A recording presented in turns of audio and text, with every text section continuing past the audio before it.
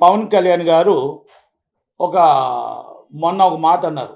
ఏమన్నారంటే, గతంలో 40 సంవత్సరాల క్రితం హీరోలు మొత్తం టోటల్‌గా అడవిని కాపాడేవారు, అడవిని ప్రేమించేవారు, జంతు ప్రపంచాన్ని ప్రేమించేవారు. జంతువులకి ఎలాగుండాలి అనేది ఒక ఒక మెసేజ్ ఓరియెంటెడ్ సినిమాలు తీశారు. 'రాజ్‌కుమార్' గారు, ఒక 'ఎన్టీ రామారావు' గారు, ఒక 'అక్కినేని నాగేశ్వరరావు' గారు వాళ్ళందరూ గూడా అలాంటి సినిమాలు తీసి ఒక మెసేజ్ ఓరియెంటెడ్ ఇచ్చేవారు. ఇప్పుడున్న హీరోలు మొత్తం టోటల్‌గా అడవిని కొల్లగొట్టి, స్మగ్లింగ్ చేస్తూ, మొత్తం టోటల్ ఏనుగు దంతాలు ఎగిరిపోతుంటే, మొత్తం అడవి మొత్తం టోటల్‌గా అయిపోతుంటే, మొత్తం వన్యప్రాణులన్నీ గూడా జనారణ్యంలోకి వచ్చేస్తున్నాయి. జనాల మధ్యలోకి వచ్చేస్తుంటే ఇబ్బంది కలుగుతుంది. వాళ్ళకి నీడ లేక వచ్చేస్తున్నాయి. వాళ్ళకి తిండి లేక వచ్చేస్తున్నాయి. కనుక మనం ఈరోజు మెసేజ్ ఏమి ఇస్తున్నాము? మనం కాకపోతే ఆ రోజు ఇచ్చిన హీరోలకి, ఈరోజు ఇచ్చిన ఇప్పుడున్న హీరోలకి తేడా అది అనేది చెప్పి ఆయన అటవీ శాఖ మంత్రిగా ఈజ్ ద పొలిటికల్ లీడర్‌గా ఆయన ఒక అధ్యాయం చేసి ఈ మొత్తం టోటల్‌గా ఈ గంధపు చెక్కల స్మగ్లర్‌ని ఎలా పట్టుకోవాలి? ఈ మొత్తం టోటల్‌గా ఏనుగు దంతాలు ఏనుగుల్ని, వన్యప్రాణులను చంపేస్తున్న వాళ్ళని ఎలా పట్టుకోవాలి? ఈ అడవి మొత్తం సంపదను ఎలా కాపాడుకోవాలి? ఈ అడవి మొత్తం టోటల్‌గా ఏదైతే ఉందో గతంలో ఉన్న మాదిరిగా ఎలా ఉంచాలి అనేది ఆయన మీటింగులు పెడుతూ దాన్ని అధ్యయనం చేస్తూ దానికోసం ప్రెస్ మీట్ పెట్టారు తప్ప ఆయన సినిమాలకి ఏదో అల్లు అర్జున్ గారినో ఇంకొకరినో అనేది కాదు. ఆయన పొలిటికల్‌గా ఆయన ప్రెస్ మీట్ పెట్టారు. అందరికీ చెప్పాడు. అంత ఇప్పుడున్న హీరోలకి చెప్పాడు. గతంలో జరిగింది చెప్పాడు. కనుక దాన్ని ఒక సోషల్ మీడియాలో ఏదో అల్లు అర్జున్ గారికి ఆళ్ళకి అల్లు అర్జున్ గారి ఇష్టం. అల్లు అర్జున్ గారిది ఆయన వ్యక్తిగతం. ఆయన వైసీపీకి సపోర్ట్ చేసిన ఆయన వ్యక్తిగతం. కనుక ఈరోజు మళ్ళా అల్లు అరవింద్ గారు ఎళ్లారు. బన్నీ వాసు గారు ఎళ్లారు. మళ్ళా అందరూ సినిమా హాల్‌ని తీసుకెళ్లారు. ఆయన మళ్ళా చంద్రబాబు నాయుడు గారితో తీసుకెళ్తానన్నాడు. ఆయనకి ఎప్పుడు కూడా అక్కడే మనం మాట్లాడతారు తప్ప కోపతాపాలు ఉండవు. కనుక దాన్ని మళ్ళా వేరే విధంగా ఎవరు కూడా అర్థం చేసుకోవద్దు. దయచేసి సినిమాని సినిమాలాగా చూడండి. ఏ సినిమా అయినా సినిమాని ఇండస్ట్రీలో ఆ నిర్మాత నష్టపోకుండా, డిస్ట్రిబ్యూటర్ నష్టపోకుండా, ఎగ్జిబ్యూటర్ నష్టపోకుండా చూడగలగాలని, అలాగే ఫ్యాన్స్ కూడా నచ్చితే చూడండి, నచ్చకపోతే మానేయండి గాని మీ ఇష్టం. ట్రోల్స్ మాత్రం చేసి సినిమా ఇండస్ట్రీని ఇబ్బంది పెట్టొద్దు అనేది మా రిక్వెస్ట్. సొసైటీ యాక్ట్ ప్రకారం సొసైటీ ల్యాండ్ అని ఎవరైనా తాకట్టు పెడతారా? తాకట్టు పెట్టినవాడు నేరమే, తాకట్టు పెట్టుకున్నవాడు నేరమే. ఎందుకంటే జనరల్ బాడీ నిమిత్తం మేము జనరల్ బాడీలో ఏదైతే ఇచ్చారో జనరల్ బాడీ ప్రకారం మేము తాకట్టు పెట్టాము అని చెప్పి దీంట్లో చెప్పారండి. ఇగో జనరల్ బాడీ దీంట్లో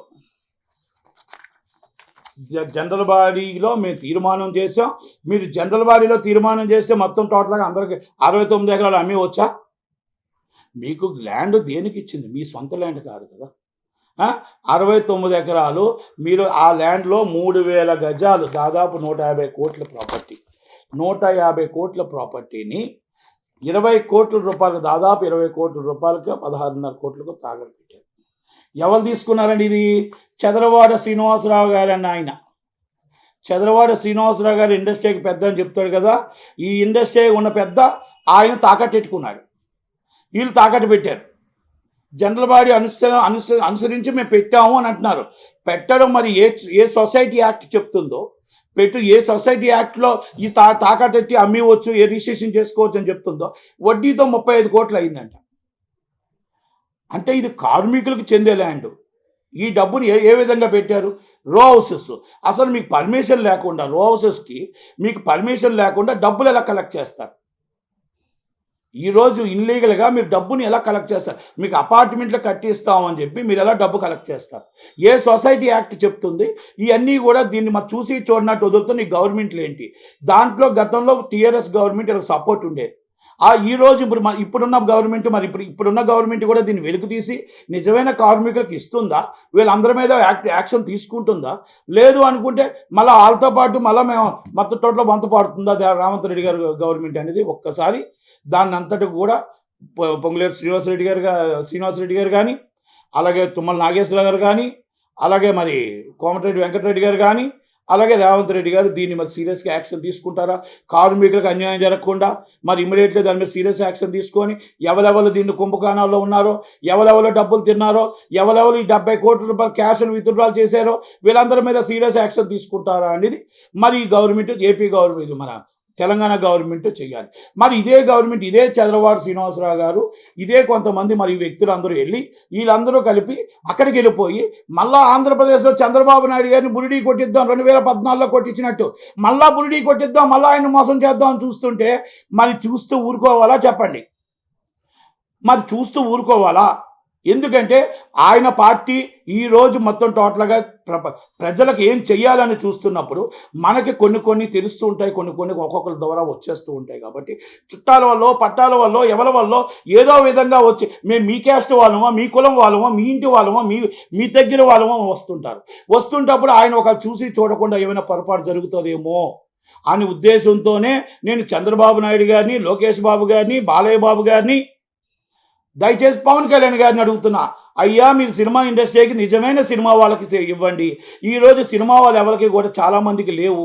దయచేసి ఒక్కసారి వాళ్ళ సీనియారిటీ చూసి, వాళ్ళ కష్టాలు చూసి, అన్నీ చూసి కరెక్ట్గా చేసి ఇవ్వండి. ఇలాంటి ఎలక్షన్ ముందు రారు, ఎలక్షన్ ముందు అరెస్ట్ అయినప్పుడు రారు, ఇలా మొత్తం టోటల్గా మనకు పదవులు వచ్చినప్పుడు మాత్రం వస్తారు. ఈ పదవులు ఆశిస్తూ ఉంటారు.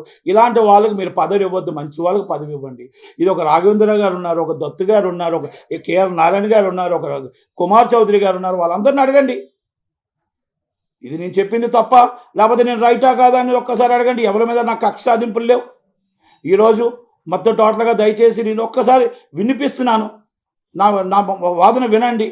అందరికీ కూడా నేను చెప్పడం జరిగింది. ఆంధ్రప్రదేశ్లో ఏ ఉద్యోగం జరగకూడదు. 2014లో ఫిలింనగర్ క్లబ్లో జరిగిన అన్యాయం అలా జరగకూడదనే ఉద్దేశంతోనే నేను ఇది చెప్తున్నాను. దీని అన్నింటికి కూడా నేను డాక్యుమెంట్స్తోనే మాట్లాడుతున్నాను తప్ప వితౌట్ డాక్యుమెంట్ మాట్లాడట్లేదు. ఎవరైనా చర్చకు వస్తానంటే ఐఎమ్ చర్చకు నేను రెడీగా ఉన్నాను. ఎవరైనా చర్చకు రావచ్చు. తప్పు మాట్లాడితే నా మీద డిఫర్మేషన్ వేసుకోవచ్చు. ఎవరైనా తప్పు మాట్లాడితే ఏదైనా కేసు పెట్టుకోవచ్చు. I'm ready.